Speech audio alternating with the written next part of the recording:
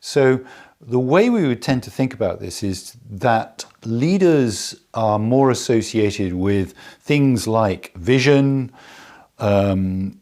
strategy in the long term, innovation, managing the environment around the organization. So those sorts of aspects of leadership, I guess you'd call it.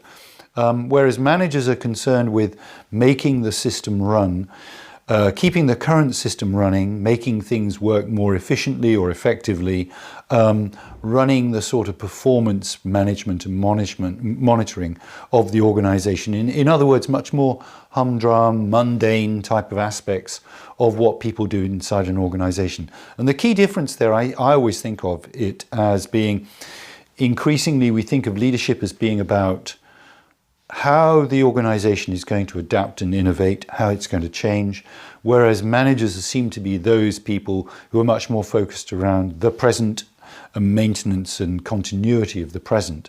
But as I said, I think this is a very false and artificial divide, which isn't that helpful, because I think about it in both ways. First of all, in practice, I think anybody who's managing, and they're managing people, to some extent is leading them.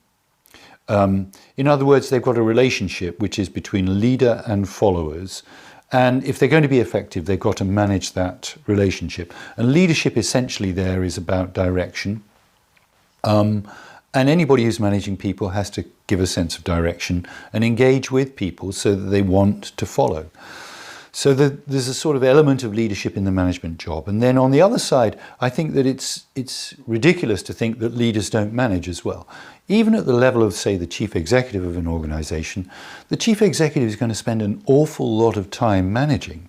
They're going to be thinking about the performance of the organization. They're going to be working with people on day-to-day, relatively routine stuff, as well as trying to think about the things that chief executives do when they focus on the future.